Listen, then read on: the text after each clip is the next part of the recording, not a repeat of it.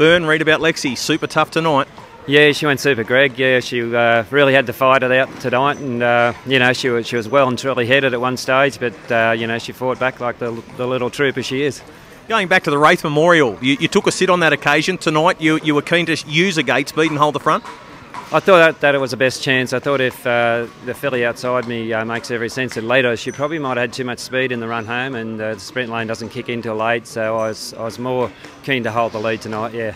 What were you thinking when Luke came up and put the head in front? Did you think your filly was going to be able to kick back? Well, he definitely got me for speed there, and you know, Luke's filly went terrific, and I didn't want him to cross. If I could kick through back underneath him, I thought she'd be right in the finish still, and that's what happened. She had the inside run round the bend, and she was, you know, still real strong to the line. So what happens with her now? She's a nice filly. She's getting up towards $150,000 in stakes already. Yeah, she'll probably head now for the Victorian Oaks. The heats are on down there in a little while, so she'll have a couple of days off now and just reassess where we're up to. But that looks like the main thing, and then down to back for the Breeders' Challenge Series then in New South Wales. Is she getting better? Do you think she's getting better? Yeah, she's definitely getting stronger all the time, yeah, and you know, she pulled up terrific there tonight. She wouldn't have blown a candle out, so yeah, no, she's going real well. What about her action? She gets her head down, she tries really hard. Yeah, well, she's very similar to another Bathurst filly called Amaretto, and she's very similar in her action, and they both get their heads down and try their hearts out, so yeah, no, there's a couple of good fillies from up here. Congratulations, mate, well done. Thanks, Greg, good on you.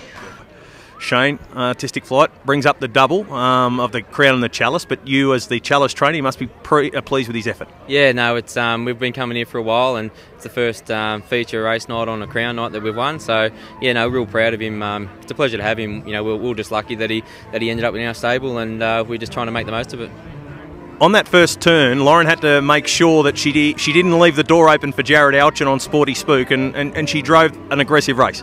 Yeah, no, it was touch and go.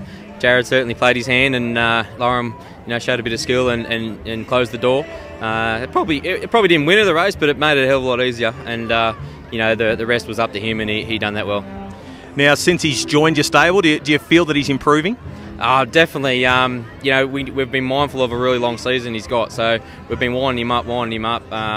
You know, he's an untapped talent. He can work with my fast class horses. He's just got to learn to race, and he's getting there. So you know, he's got a lot of racing to go.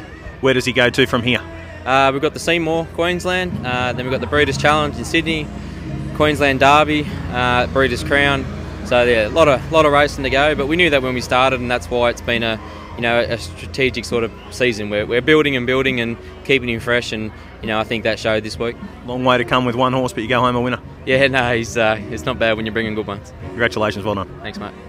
Blake, another Fireball, took out race number 1. What did you make of her performance? Oh, it was a good run, Greg. She worked mid-race and there was plenty of speed on. It was truly run, but she still finished it off, so I was really happy with her. You've got some opinion of the filly. She's by Mach 3, nicely bred. Yeah, she's very well bred, and we have had an opinion of her. It's just been a long process with her, but she's starting to put it together, this preparation.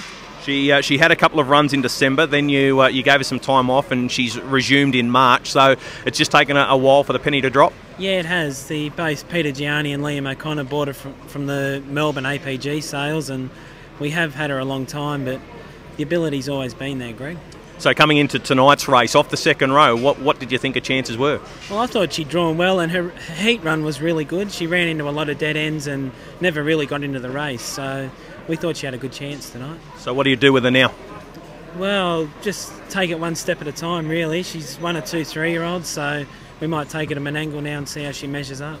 All right, and what did you think of the track? Your first night back from suspension, first drive on the track, what did you make of it? Yeah, first time here, I was really impressed actually. The surface is good and the overall design of the track's really good, so I think you'll be hearing only pleasing reports. What about the facilities, the stables, a nice setup?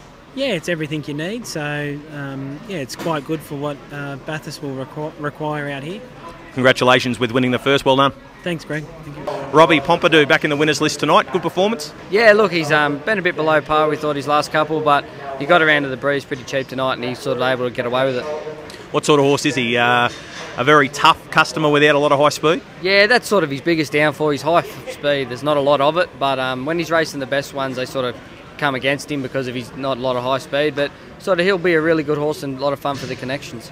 made the option to dash around them when there wasn't too much mid-race speed tonight? Yeah, we sort of come out of the gate and sort of went through the first furlong, and there wasn't a lot of speed on at all. So I thought, well, if I can jiggy jog around now without doing too much work, it's going to pay dividends in the end, and it just worked out good. Kerry Ann's happy with how he's been going. He's now won 2 of his last 5, and he's also run a 4th in there, so he's turning over some money for the team. Yeah, he's a very consistent horse. Every time he's got beat, he's probably just got beat by one that's a bit more speedier than him, and you can't have that against him. He's a lovely horse, and he's going good, and his forms will hold up for a good while, yeah. All right, so it looks like he'll pick up a couple of lower grade races pretty quickly, you'd think?